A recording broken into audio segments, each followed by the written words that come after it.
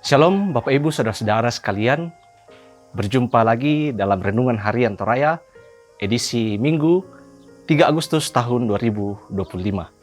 Sebelum kita membaca dan merenungkan firman Tuhan, mari kita berdoa. Segala hormat dan kemuliaan dan syukur hanya bagi-Mu ya Allah, sumber kehidupan, berkat dan kebaikan yang senantiasa menyatakan kasih-Nya bagi seluruh ciptaannya. Di saat ini kami akan membaca dan merenungkan firman-Mu. Ya Roh Kudus, kami percaya Engkau akan menolong kami untuk memahami dan mengerti firman-Mu yang akan kami baca dan renungkan di saat ini. Ampuni segala dosa dan kesalahan kami. Di dalam nama Tuhan Yesus kami berdoa. Amin. Bapak Ibu Saudara-saudara yang terkasih, bacaan yang akan kita renungkan di saat ini terambil dari kitab Kolose pasal 3 ayat yang ke-18 hingga pasal 4 ayat yang pertama. Kolose pasal 3 ayat yang ke-18 hingga pasal 4 ayat yang pertama. Hubungan antara anggota-anggota rumah tangga. Firman Tuhan, hai istri-istri, tunduklah kepada suamimu sebagaimana seharusnya di dalam Tuhan.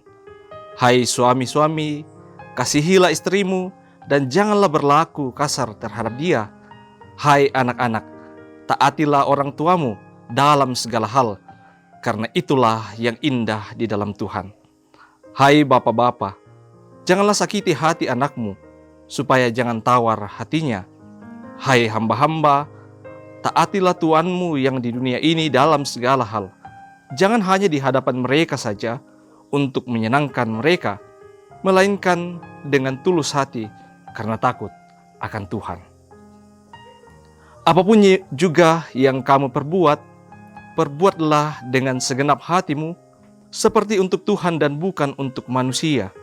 Kamu tahu bahwa dari Tuhanlah kamu akan menerima bagian yang ditentukan bagimu sebagai upah. Kristus adalah Tuhan dan kamu hambanya. Barang siapa berbuat kesalahan, ia akan menanggung kesalahannya itu, karena Tuhan tidak memandang orang. Hai tuan-tuan, berlakulah adil dan jujur terhadap hambamu. Ingatlah, kamu juga mempunyai Tuhan di sorga. Amin. Dari bacaan kita ini akan direnungkan dalam tema Tuhan tidak memandang muka. Tae anna makpelindo tupuang.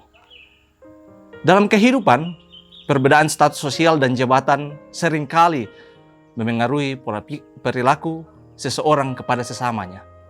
Pandangan bahwa ada kaum yang lebih tinggi dan rendah seringkali membuat seseorang merasa tidak punya tanggung jawab untuk memperlakukan sesamanya dengan kasih. Tak jarang pula dalam keluarga hal seperti ini terjadi. Paulus berbicara tentang bagaimana sebenarnya anggota keluarga harus memperlakukan satu sama lain. Perbedaan tanggung jawab antara anggota keluarga memang ada, tetapi bukan dalam rangka menunjukkan ketidakadilan atau perbedaan. Istri tunduk kepada suami di dalam Tuhan, dan suami harus mengasihi istri dan tidak kasar kepadanya. Suami dan istri dipanggil untuk saling menghormati, bukan berdasarkan kedudukan atau peran mereka, tetapi berdasarkan kasih yang sejati yang datang dari Tuhan.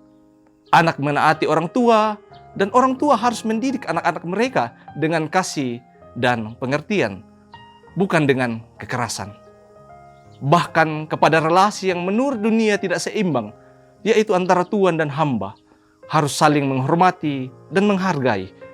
Semuanya itu dilakukan seperti untuk Tuhan dan berdasarkan prinsip kasih dan keadilannya. Tuhan melihat kita dengan cara yang sama. Terlebih dalam kerajaan-Nya, setiap orang memiliki nilai yang sama, terlepas dari status sosial, pekerjaan, atau peran mereka di dunia ini. Tuhan melihat hati setiap orang dalam keluarga dan menginginkan hubungan yang penuh kasih, pengertian, dan hormat. Mari kita hidup sebagai cerminan kasih Kristus yang tidak membedakan orang, melainkan mengasihi mereka tanpa syarat. Semoga Tuhan memberi kita hati seperti hatinya yang melihat setiap orang dengan kasih dan kesetaraan. Amin.